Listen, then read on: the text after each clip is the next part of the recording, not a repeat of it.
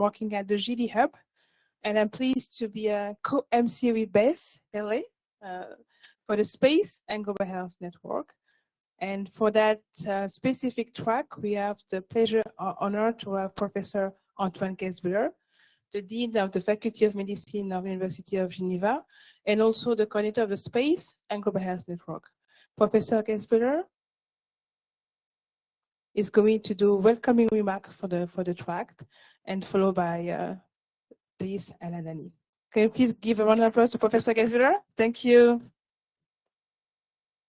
Thank you, Awa. Thank you, Beth, and well, thank you all for staying for this session, which is going to be a bit shorter than initially planned, because I think one of our participants couldn't join us. But nevertheless, it's a real pleasure to maybe take a bit of height and altitude, talking about how we can connect what we know from space, what technologies have been developed, what tools have been implemented, and also what science is being generated, and see how this can actually impact health, and in particular global health.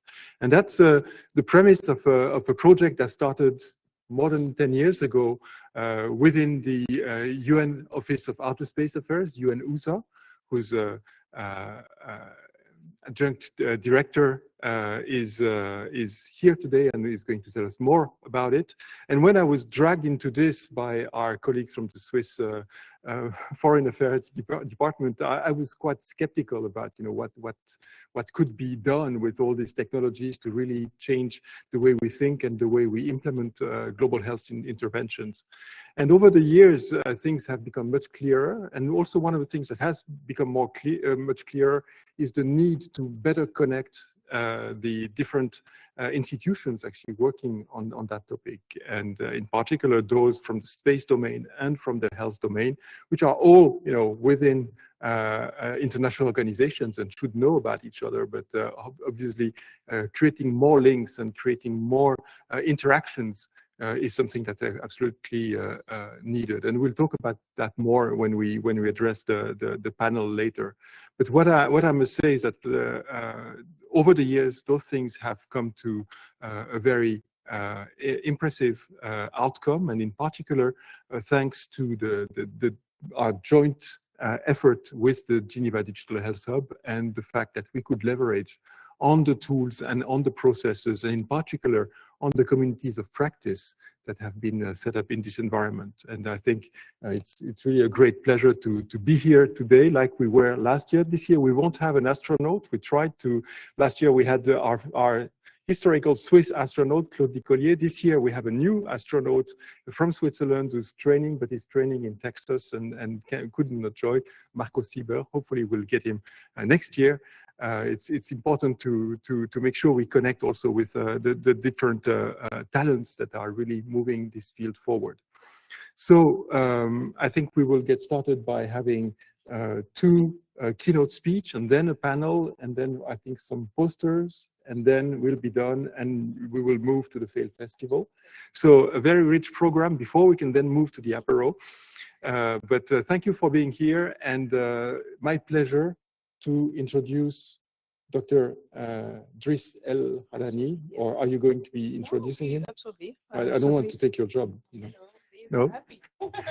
So if Driss El Haddani is indeed here in the room, so a pleasure not only to invite him, but to say how strong those links are with OOSA, how much we've been supported by the Secretariat of the United Nations Office for Outer Space Affairs, and how delighted we are to have you on stage, supporting us, moving us forward, and making sure that we together join this vision of space and global health. So Dr. Driss El Haddani, the floor is yours.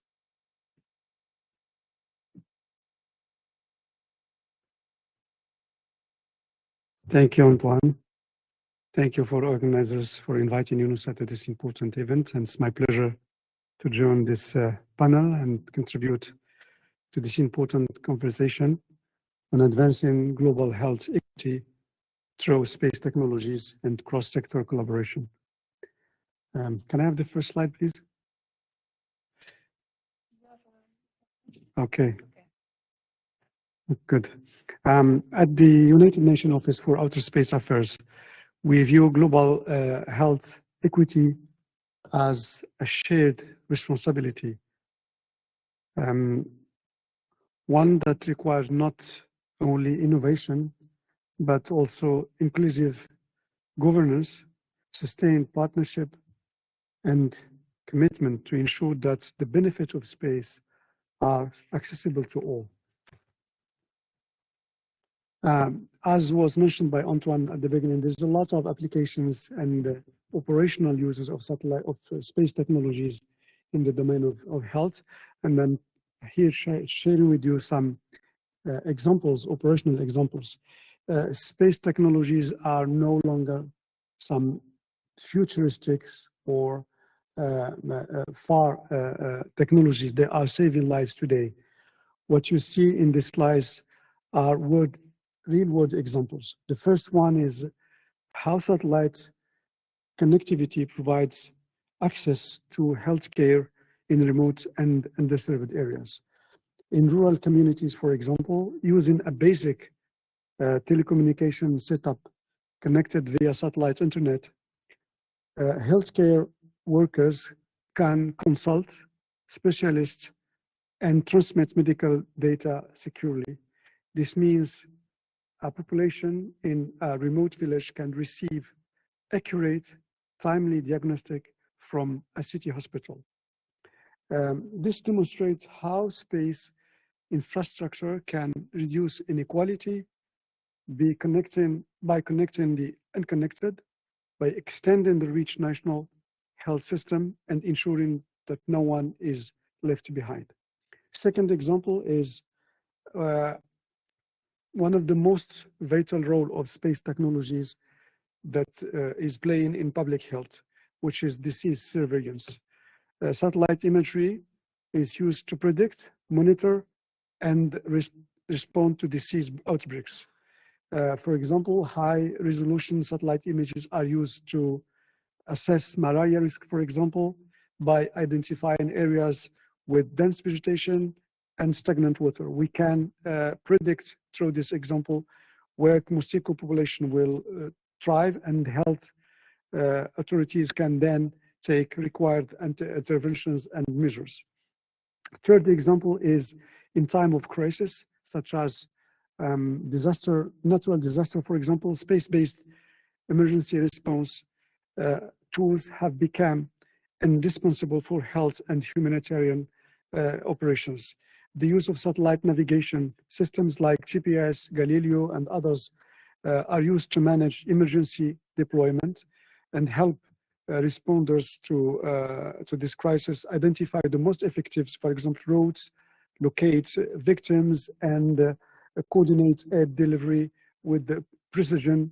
And you know that even in using this situation, the conventional infrastructure are destroyed, and we need to rely on different support from space technologies. The fourth example is space technologies offering a preventive power through environmental health monitoring. Satellite data is used to detect changes in, for example, the water quality, identify blooms, algal blooms, monitor, for example, industrial runoff, and alert public health authorities before waterborne disease outbreaks occur, and before contamination affects marine food species, for example. This is not just examples or concepts. These are operational space technologies actively improving well-being and saving lives. In this context, the UNOSA, as I said from the beginning, we believe that space must be a tool to equity. That's why our mandate goes beyond science and technology. We work to ensure that all countries, especially developing ones, can benefit from space for sustainability, for sustainable development, and including global health issues. The core pillars of our activities are first, capacity building through our space application program, our UN Spider program.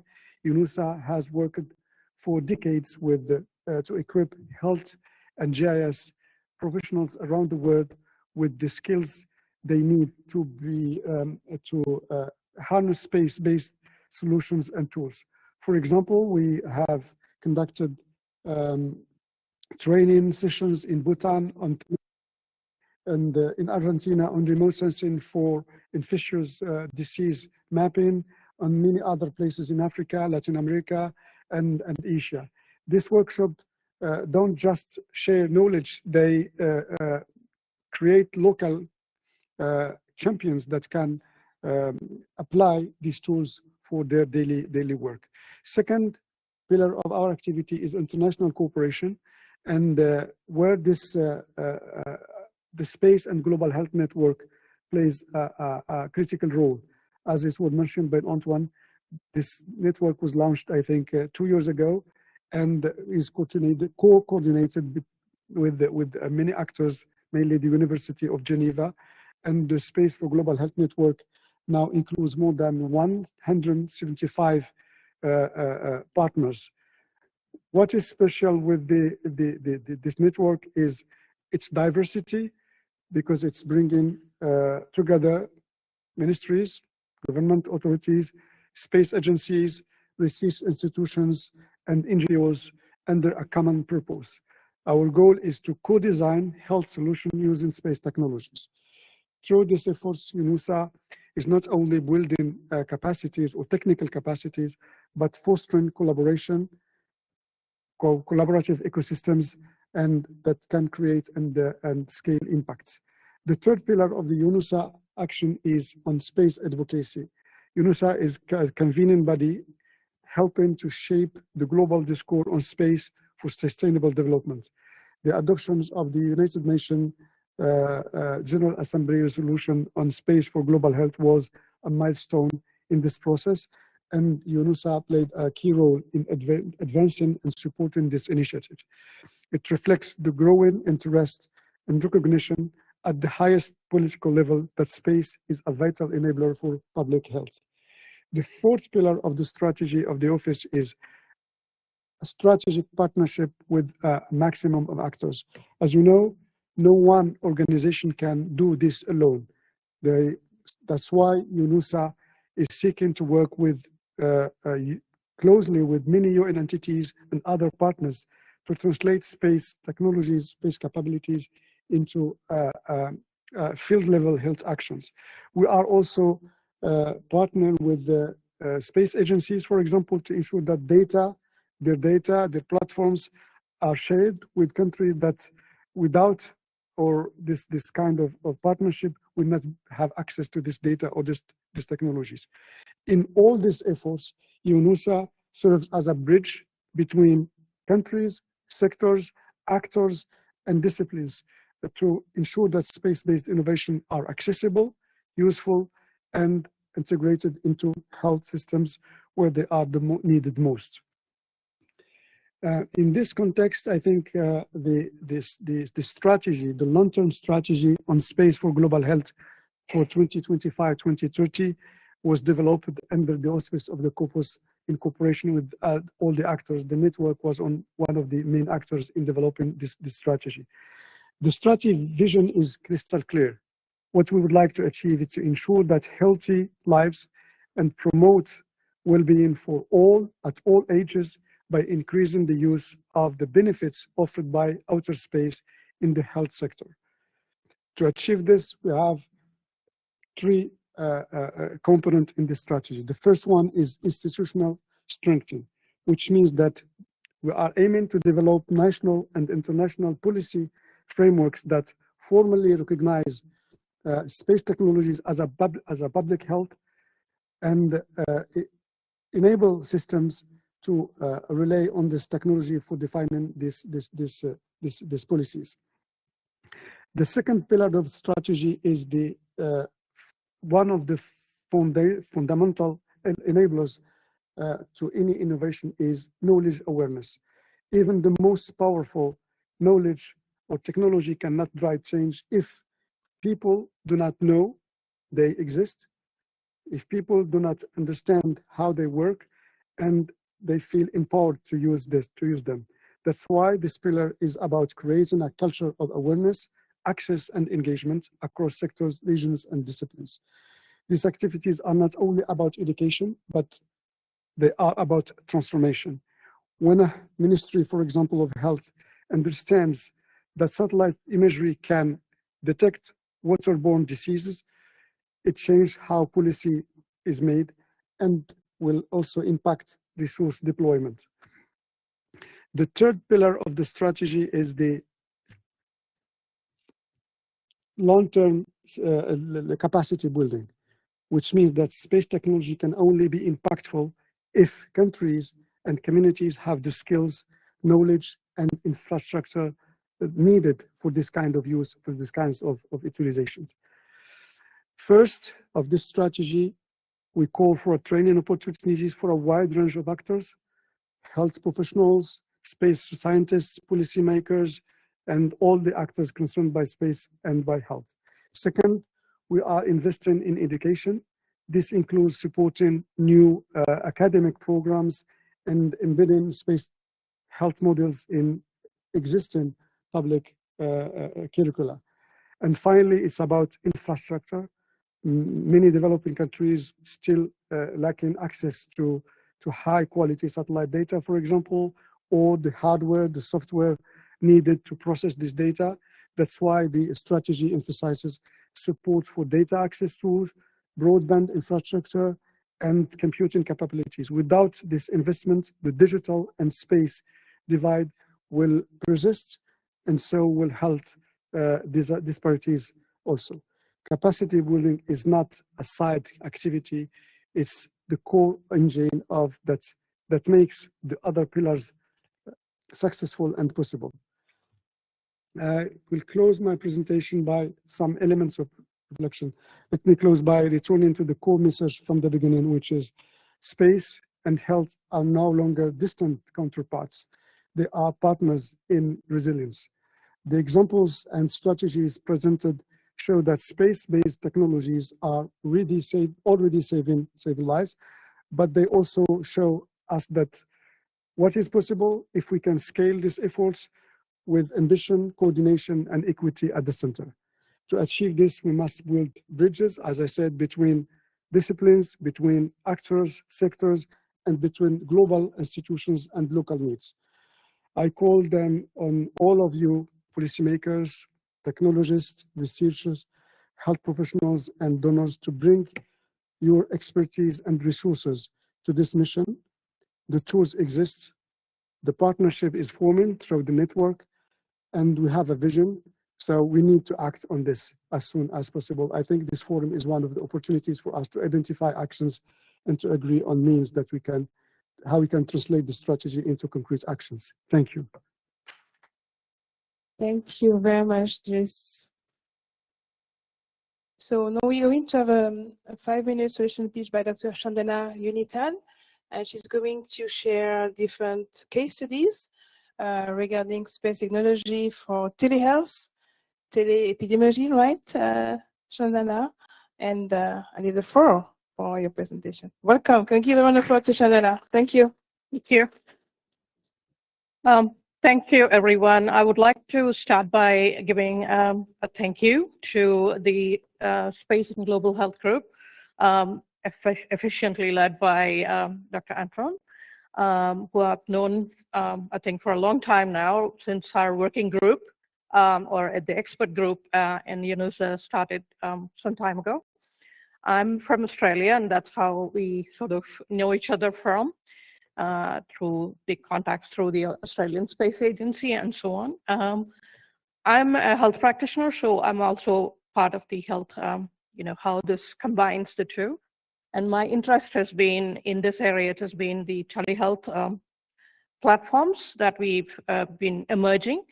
And as part of this, we've sort of put together, we've been integrating what is the telehealth platforms that are supported by space. And satellite and the infrastructure where other technologies cannot get through. And we've, as a group, the association has managed to find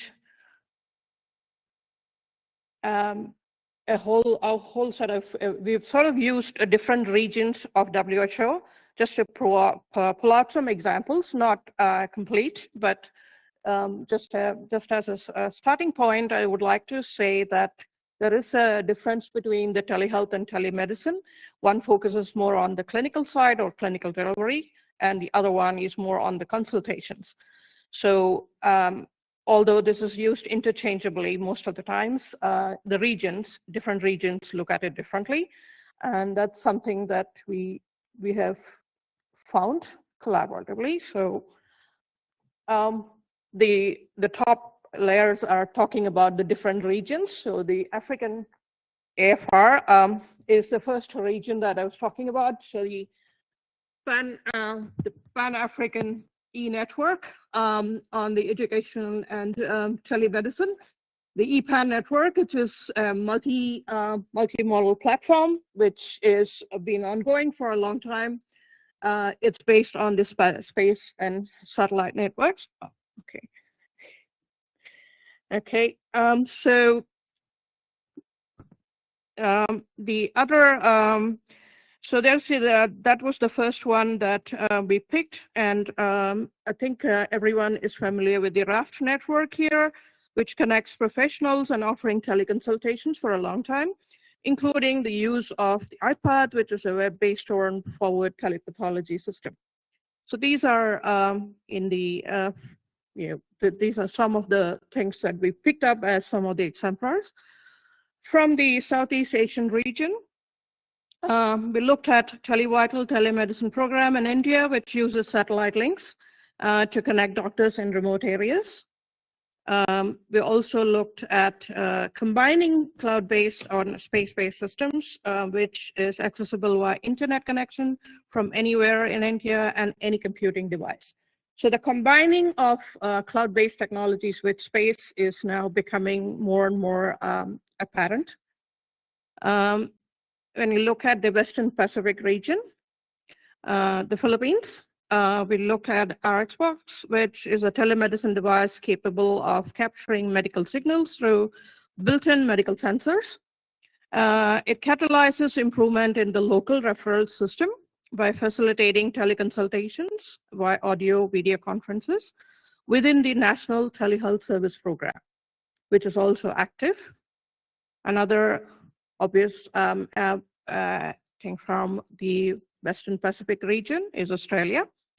So this is where telemedicine is mixed with mixed reality, including the HoloLens and mixed reality services from Microsoft, space technologies, which enable telehealth, including the provision of telemedicine for clinical care, as well as robotic surgeries being conducted on a regular basis, particularly in the urology, nephrology areas, which is being ongoing. These are some of the studies we picked. It's not a complete list of all the regions. We've just started gathering them together so we can actually share this knowledge across other regions, and so they can also learn from these how the technologies mixed with the cloud-based and space services can be used. And again, thank you once again for listening. This is all I had. And thanks again for the Space and Global Health Network and the team and some of our colleagues, including Beth, who's here, who's working with me on the telehealth, putting together these, and Eva and all the team who have made this possible and to get to this to a course model. Thank you. Thank you so much, Shandani. It's always an inspiration to see how you manage to combine your clinical work with all the work that you're doing with the Space and Global Health Network, as well as flying all the way from Australia to come and visit us for all of our meetings. So thank you very much. I'm really excited now to open up the panel session. And the first person I'd like to invite to the stage is Natalie Archino. She's a leading figure in the space policy community, in her role as Deputy Head of Science, Transport and Space Section of the FDFA of Switzerland. So a warm welcome to the stage for Natalie. I'd also like to welcome back to the stage Dris Al-Hadini, the Deputy Director and Senior Advisor for UNOSA, who we've just enjoyed his wonderful presentation. Unfortunately, Stefano is not able to join us today for the presentation, but I'd also like to introduce Professor Antoine Guspard back to the stage as well, who's going to be our moderator. And last but not least, who can only be better known as the Willy Wonka of the space community, we have Dr. René Puls, the President of Orbit for Life, as well as in his role for the European Space Agency in a working group about commercializing space. So welcome, René.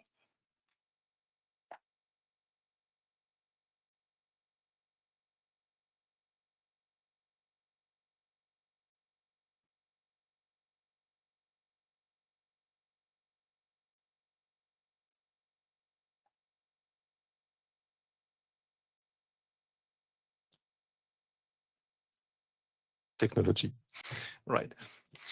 Well, I think we now understand a bit better what this space and global health issue is all about. And again, Natalia, thank you so much for introducing me to this this world of improbable connections, but which more and more make a lot of sense in terms of how we can actually use those technologies to make a difference. And I think we've understood the vision, and I think Dris Al-Hadini has presented it very, very clearly, and Chandana Unitan has illustrated it with a lot of projects that really leverage on those technologies. I think in part of over the last few years we had discussions about how to move this agenda forward. And the two things that we've been working on in the space and global health, well, three things I would say. One is to build a community of practice, which is getting more and more active. You mentioned 180 members interacting, joining ideas, co-creating new solutions. The second thing is really about capacity building, and we are currently finalizing a curriculum for capacity building in the field of space and global health. And the third thing that we've decided to work on in sort of a priority mode is to make sure that we identify what are the data that need to be shared so that we can actually inform and enable quality analytics, quality research in the field of health and space. For instance, what are the indicators that can be observed from satellite imaging that can actually be used to make predictions or to help public health planning activities in such a way that whatever source is actually producing those indicators, they can be used in an interoperable way. So those are the kind of things that the space and global health is working on, and one of the important goals that we have is to develop global health in an equitable way, make sure that all the stakeholders, all the member states, all the initiatives have a framework that enables them to participate, to contribute, to benefit from those technologies and the data that comes with them. And that's going to be the topic of our panel is, you know, do we share this vision? And if so, what do we need to do to move this agenda forward? And we're very glad to have three knowledgeable experts in this domain with very different perspectives. And I will start with Natalia. Natalia, you come from the policymaking and diplomacy, science diplomacy domain. You have had a very significant role in enabling this kind of discussions at the international level, at the UN level, but also within governments, including the Swiss government. And I would really like to hear more about your view on what is needed and how we get to this vision of global health equity from diplomacy, from a policy-making perspective. Thank you so much, Antoine. Good afternoon, everyone. Well, if you just said that I brought you to the topic, but actually you are the one who made me understand the topic. So it was a good collaboration. It is a good collaboration. So maybe just before I address your question, to give a bit of background, Switzerland. So I work for the Foreign Ministry of Switzerland, and Switzerland has been a member of the UN Committee on the Peaceful Uses of Outer Space, which is managed by UN-USA. We have Dries, Vice Director of UN-USA here, and this is in the context of this UN committee that the topic has arose, and bringing the benefit of space technology, space data for improving health.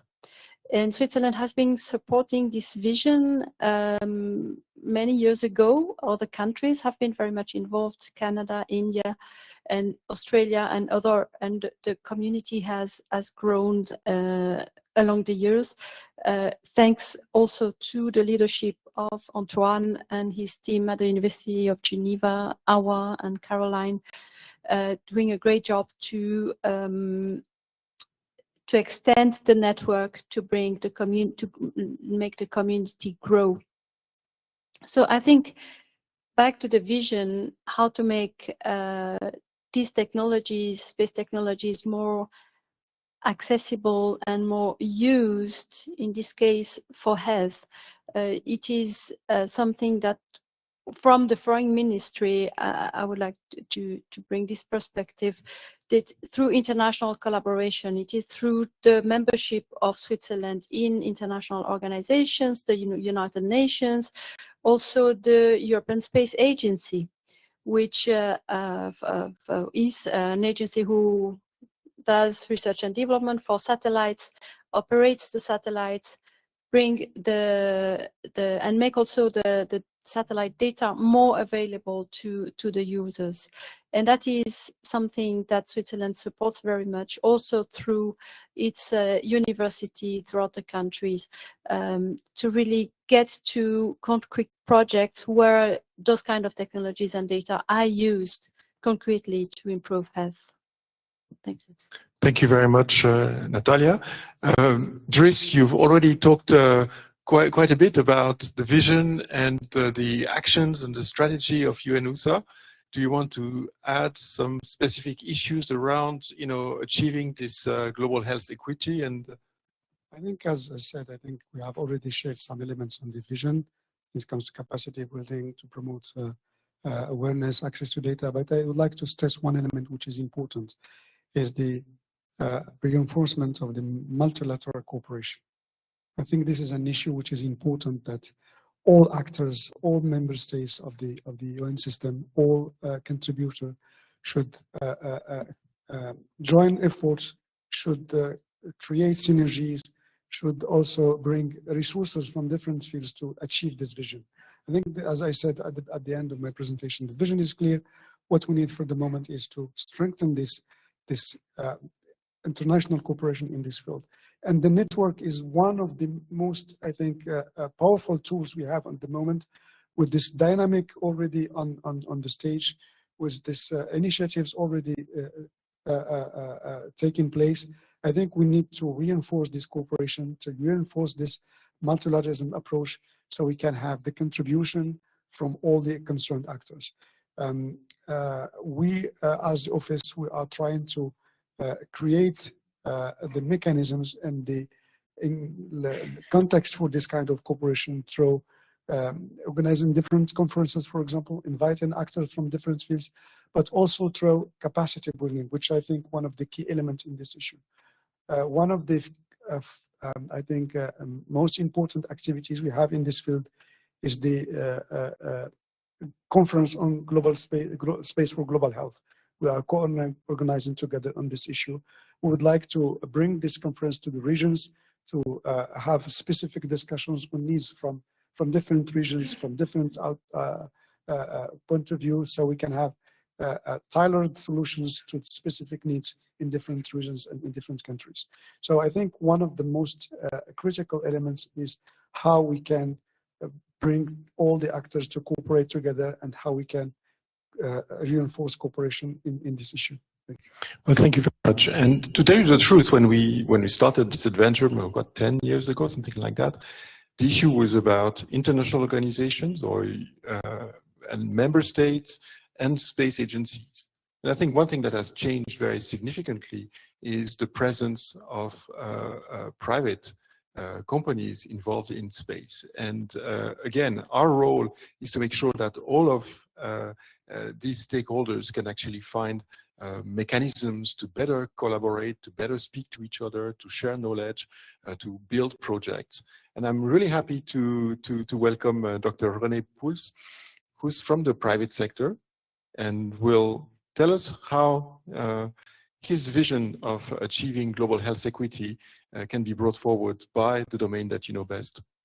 Thank you, Antoine, and thanks, Bess, for calling me Willy Wonka, but now I need to explain it, because otherwise I'm just sitting here as the Willy Wonka. No, reason is Orbit for Life, and then I'm explaining a bit what we are doing. Orbit for Life actually was founded very recently. It's an association that looks into promoting life science in space, mainly for researchers that either are already active or actually will or should become active in the near future. So when I hear and why Willy Wonka, well, if you might have or not, because the chocolate already was gone when I checked last time, have seen the sign on the catering area with first chocolate on the moon. So we are the organization actually that is sending the first chocolate to the moon this year, and it will be Swiss chocolate. So just to explain a bit. Anyway, going back to the question of commercialization and private industry.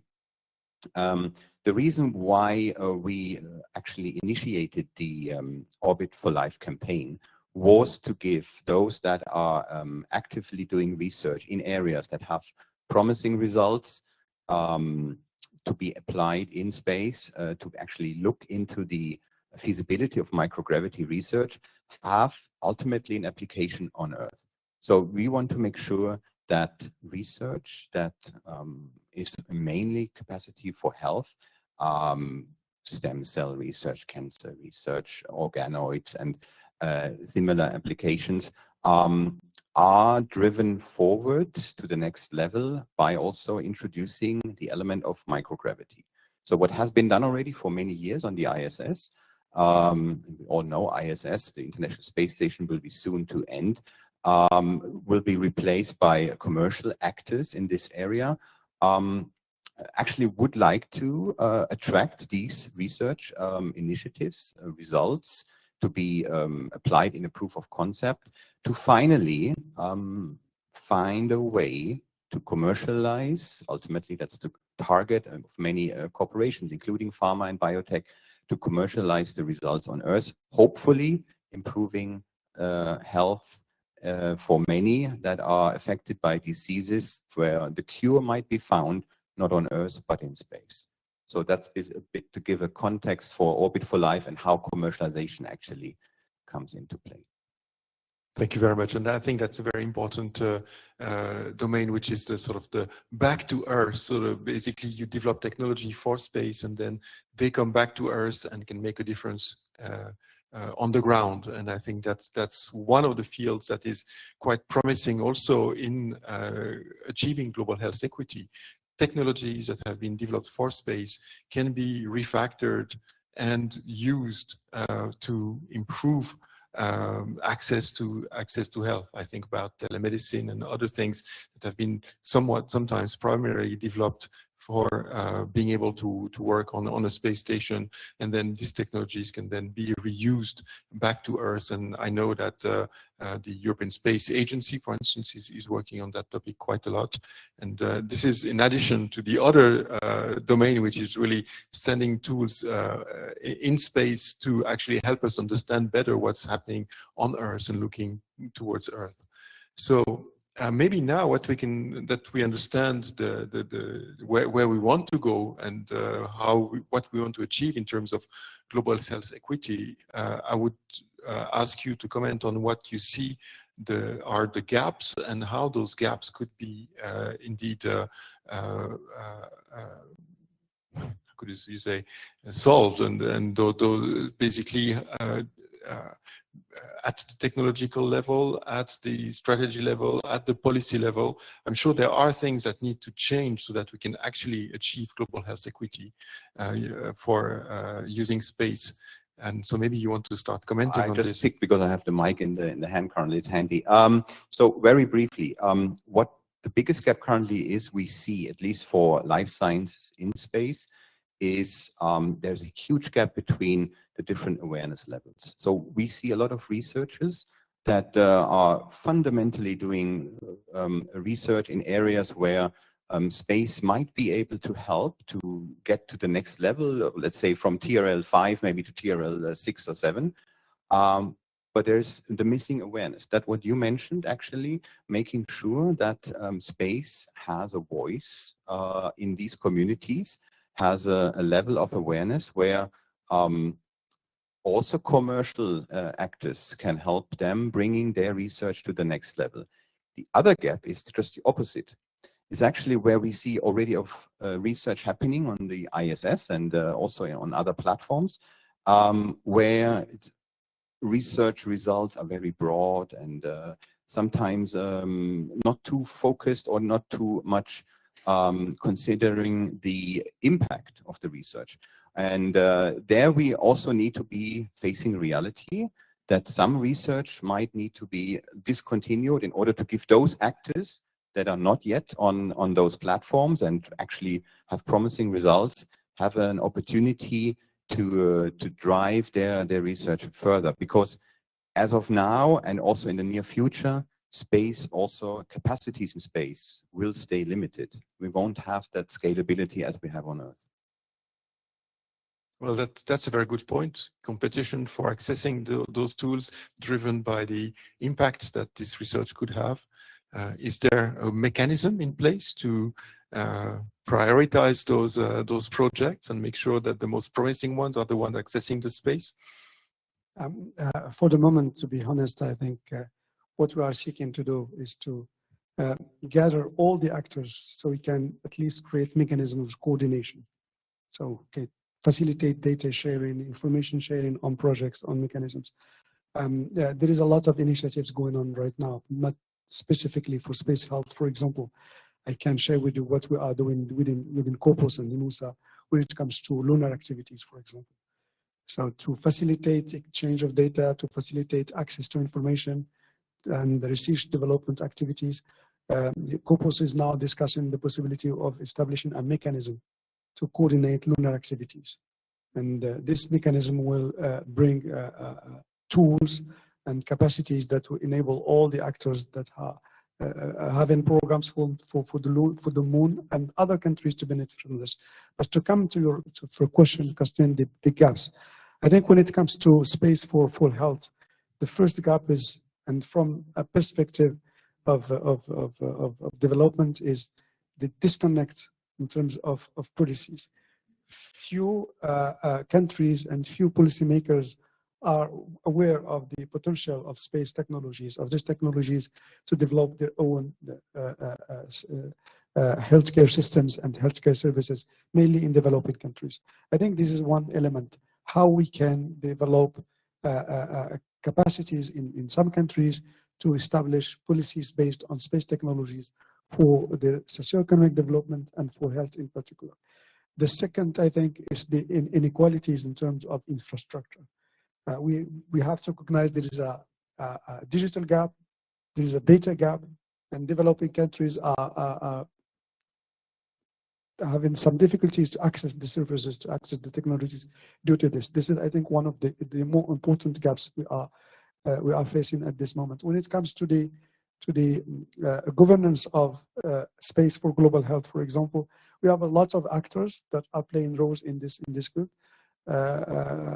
We have this network for the moment trying to gather all these actors, but we need, I think, more efforts in terms of coordination, in terms of synergy between actors, in terms of vision, long-term vision on these issues, so we can also not only share information, but also bring more resources, more support to these activities when it comes to supporting developing countries to access these technologies. So I think the first gap is the policy disconnect. The first was the lack of awareness. We'll repeat this many times. The third one is capacities in terms of skills, in terms of data, in terms of infrastructure. And also the fourth gap is a global mechanism that will facilitate cooperation, will facilitate access to this technology for developing countries. Thank you very much. That's very clear. And maybe Natalia, you're an expert on policymaking and diplomacy. So what are the things that could be developed to address some of those gaps?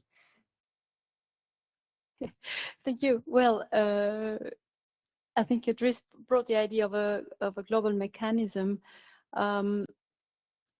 which may help.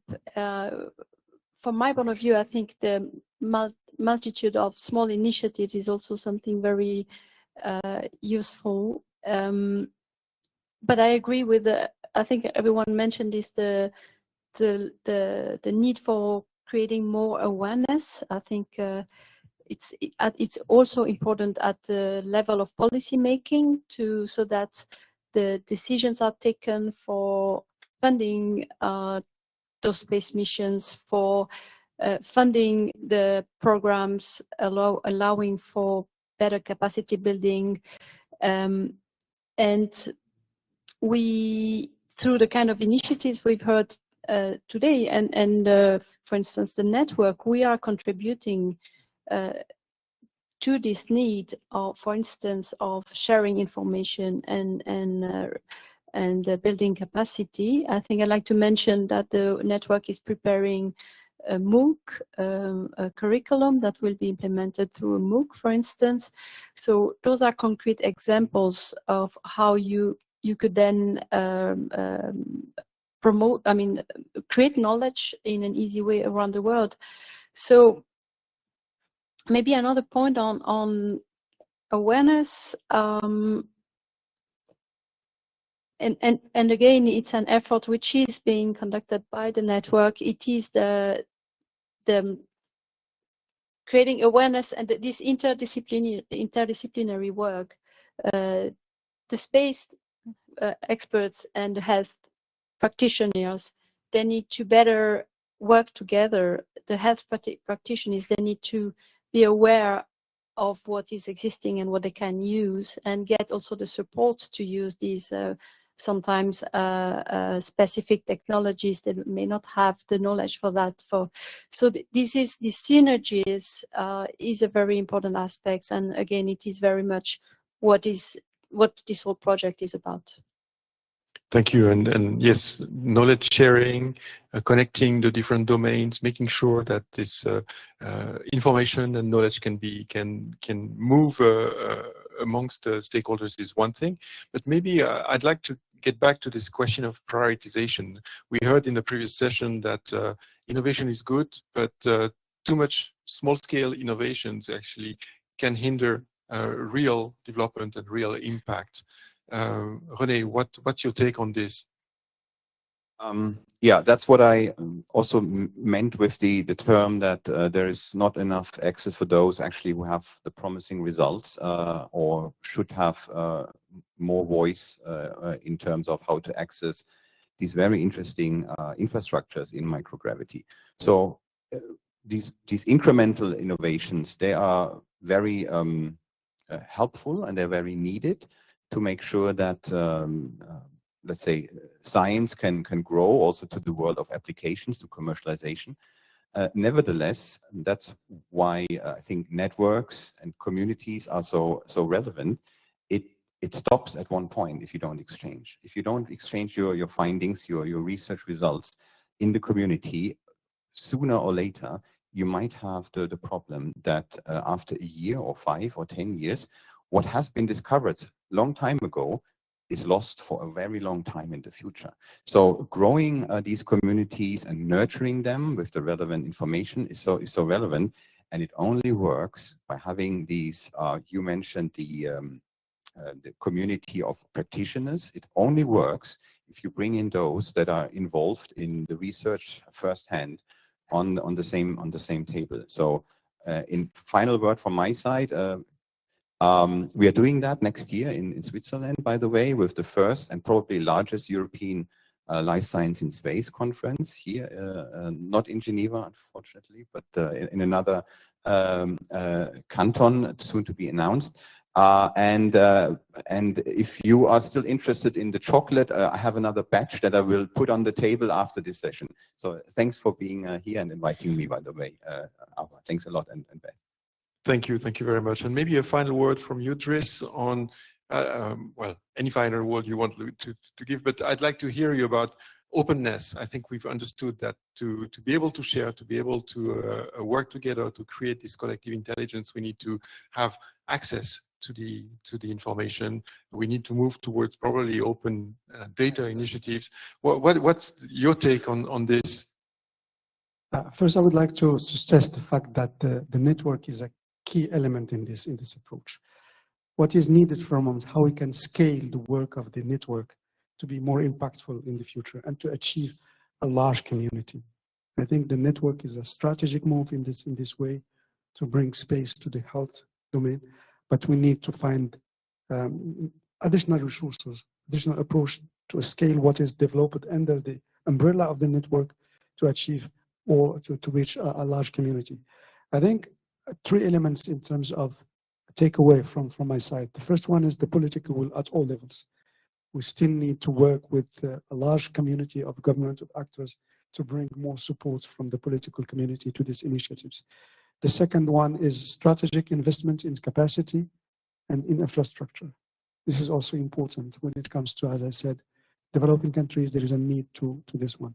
And the third one is the governance framework with the strategy now implemented, how we can continue sharing, how we can continue bringing new actors, how we can open the contribution to a large community from private sector, from academia, which is now conducted under the auspices of the network. But we need, as I said, to scale up and to bring this to a large community, mainly in developing countries. Thank you. Well, thank you very much, and thank you to our 3 panelists for their contributions. I understand that we have a few mechanisms that have been put in place. We have a vision. We know that there is much more to be done, and so that's probably why we'll come back next year and try to see what kind of progress we've made. I think the opening of data and sharing is going to be absolutely essential, and sharing of chocolate is obviously also something that's going to be very important. I would like for you to give a round of applause to our panelists.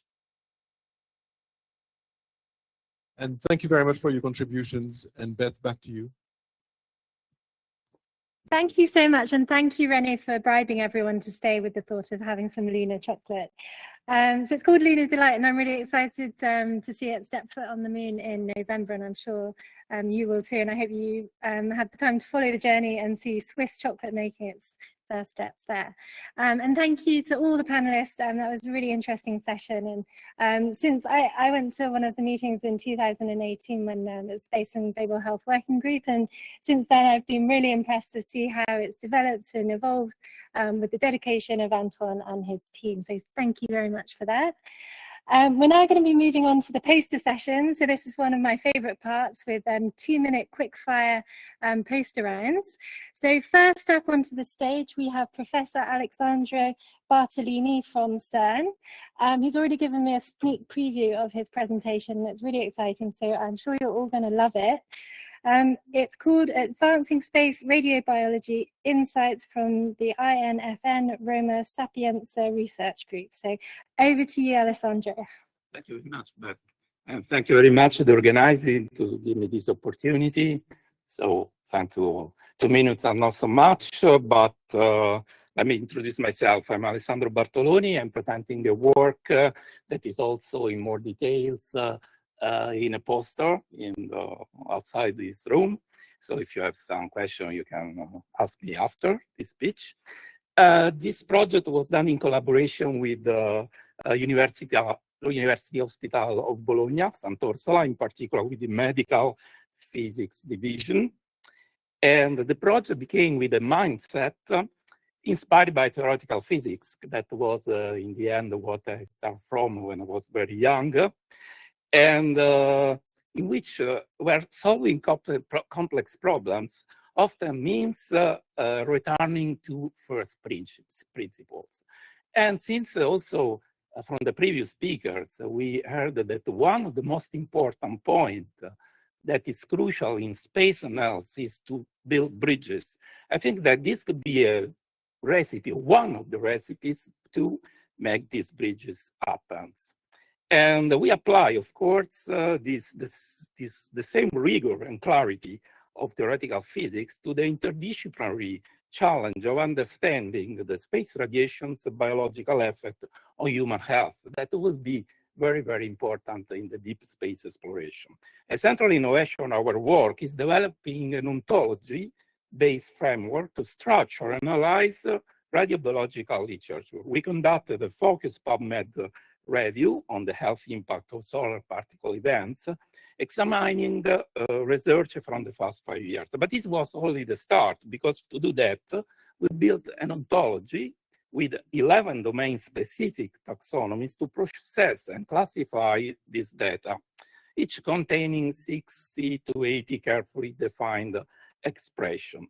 We implemented it using a custom R script, and we also discovered during the summer that this is completely in line with the NASA AIMS project that is called Radiation Biology Ontology, and we are collaborating with them now. So, in essence, we apply the discipline of physics to the uncertainty of space radiobiology, aiming to bring structure where data seem complex and scattered. And this is a topic that is also diffused now in the artificial intelligence community, where the idea is that to be intelligent is better to stay close to reality. Thank you very much for the attention. If you have a question, I'm here. Thank you. Thank you so much, Alessandro. It's lovely to hear about how collaboration can help improve astro radio biology. So next up is one of the talks I'm really looking forward to. So it's by Dinara Iskembayeva. And it's going to be about astronaut training for cognitive and behavioral adaptability and resilience. So thank you very much. Julien, sorry, apologies. So next up is Julien Meyer. So just in time for summer, we're going to be talking about the UV bodyguard and the digital solution to balancing UV protection and vitamin D buildup. So welcome to the stage, Julien. Yeah, thank you so much. It's a long title, a long late evening, so it's really heavy. And that's why we are targeting a real world problem. You either have too much or too little. In our case, we are dealing about the sun. Too much sun means that you get sunburned. At the end, you may get cancer.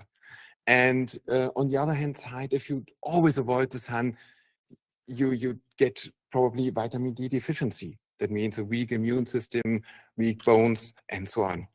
And so the task is to really find the sweet spot, to not get sunburned on the one hand side, and to have sufficient vitamin D.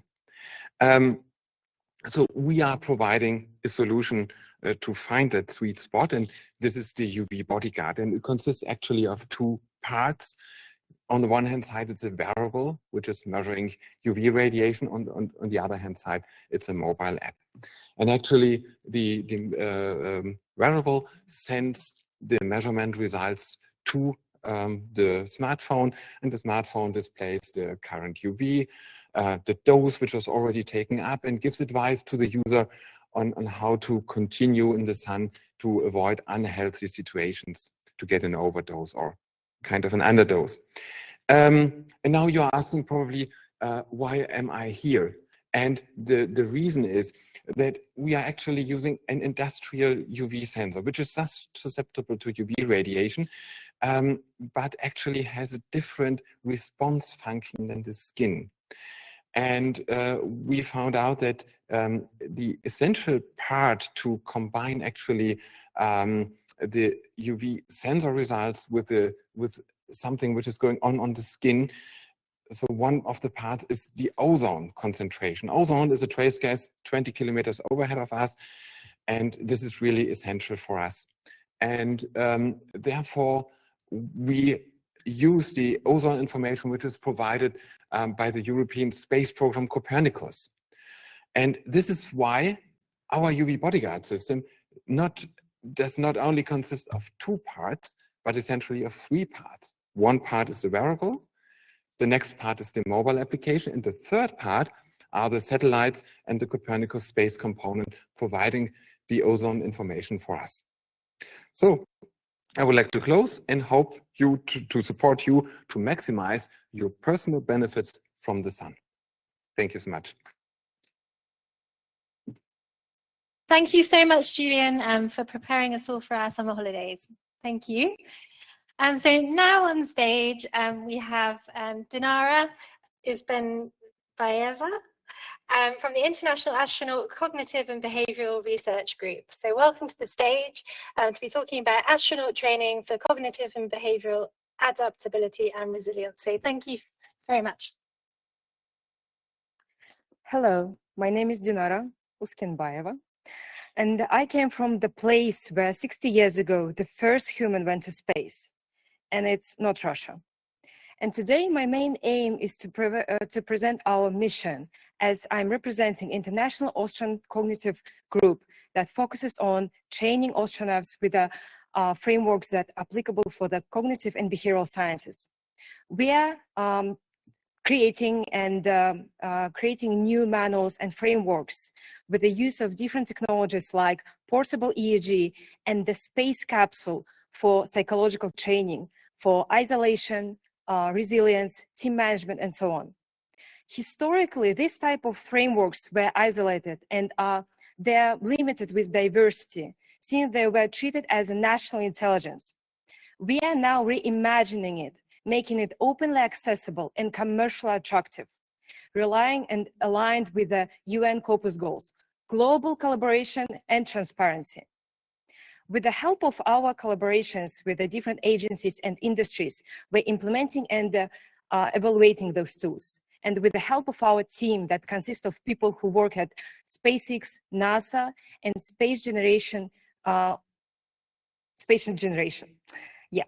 And our mission is to not only build frameworks, but to understand our internal cognitive functions, understand human capabilities, and not only in application of space, but also in application of global health to help people and general people. And that's why it's not only just like training astronauts, it's all about the cognitive function. That's why join us in our mission to build that future, to build that knowledge and expand our vision to the space and to be prepared for the next generation of space journeys. Thank you. Thank you so much, Dinara, for your beautiful presentation. So we're getting closer to the reception. I'm sure you're looking forward to that. But before, after all the presentation of today, of course, we cannot finish Alice's track by mentioning change management. That would be a good segue also for the Fall Festival. So we're pleased to invite Steve Ellis on the stage, and he will take you to tactics and ways to change management. Welcome again, Steve. Can you please give a round of applause? Thank you, Steve.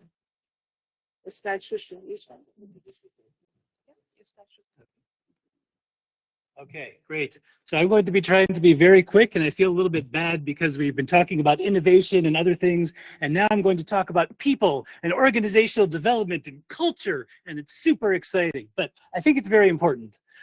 So I think, you know, we've been talking about this journey that we've been going on this week of going from digitization to digitalization, and now everyone is talking about digital transformation. And the question I have is digital transformation what we're actually doing? Or are we just doing more digitalization, right? So digitization, just taking a bad paper process and making it digital. That's an improvement. Digitalization, we're starting to reform processes and other things. But for digital transformation, we're really talking about transforming an organization and a system and a health system and health workers and clients to better adapt to these tools. And I think that we're not always spending as much attention, paying as much attention to this as we should. So I'm going to be very brief because there are many more resources we can read on this. One is to highlight the importance of change management. The second is to highlight that there are some tools out there you can learn more about it. And I think the third is, as we're thinking about all these innovative technologies and solutions, is to not forget about the people and the culture that we're trying to embed these in. So very briefly, what is change management? Some of us have seen change management like IT management. You know, how do we manage the changes to an IT system? That's not what we're talking about. It's not human-centered design, although human-centered design is a very important piece of what we're actually doing. It's really the application of strategies and processes to try to manage the changes that are going to be needed to adapt to some new processes and new tools in the organization. And so with all of the AI and digital tools and new real-time data that's available, this is what we need to be thinking about. So we have an example, right? Someone's bringing the health robot to a facility, and these poor health workers are thinking, even if they think the robot's cool, they're thinking about all the work they're not getting done, the long queue of clients behind them, and yet this thing is supposed to be there to actually help. So we need to really pay attention to understanding all the different barriers to adaptation and how we can use different strategies to try to address those. So I wanted to bring your attention to a really great brief that was put out by work done with Gavi and Health Enabled. You can get that with the QR code here, really looking at the change management and the importance of change management in digital health. I won't read the details to you, but please do take a look at it. And then there are a number of change management frameworks that are out there.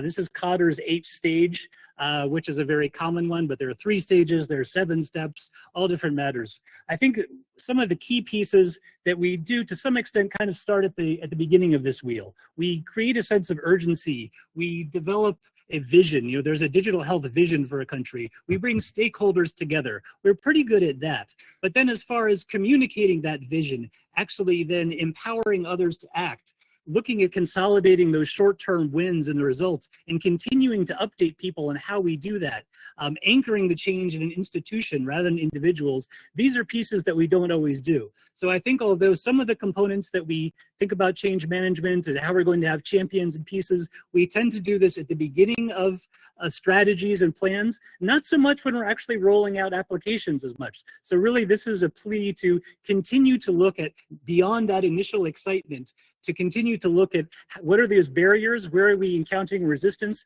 how are we going to overcome those, and continue to communicate the change and successes as we go along. So there are a few examples, though, of where this has been done. Again, I did highlight the Gavi and Health Enabled report. You'll see this in the DUAL framework, the Digital Health Investment Review Tool, and the IS4H framework, where they do actually consider and highlight the importance of change management in overall systems development maturity, but also for information systems maturity. And we're starting to see this also in country strategies, in the e-government digital transformation strategies. So Chile and Zambia as an example. And then also Suriname has now adapted this as part of their digital health strategy. So there are some good examples out there, but I think this is still an area that bears more work. So finally, what should we do? We need to make a change management plan and embed this in everything that we're doing for all new systems, plans, and strategies that we develop.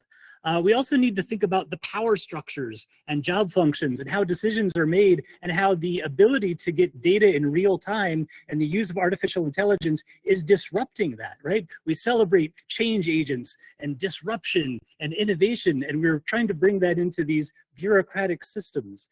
And we need to make sure that, you know, we can actually have strategies so these can be successful.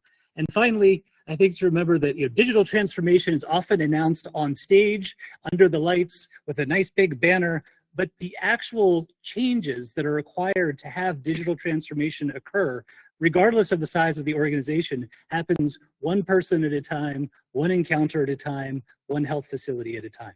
Thank you. Thank you so much, Steve. So now we're getting there. We're here for the Fail Festival. So we're going to talk, Will, about failures. And we are having also a beautiful panel of speakers. We're going really to get you into the way they fail, how we can learn about that. So Beth, now is the time to invite on stage. Oh, I just got... And don't we all love learning by failing? So, for example, next time I'm definitely going to check the order of our speakers. So I'd love to present to the stage one moderator, YN. So welcome, YN.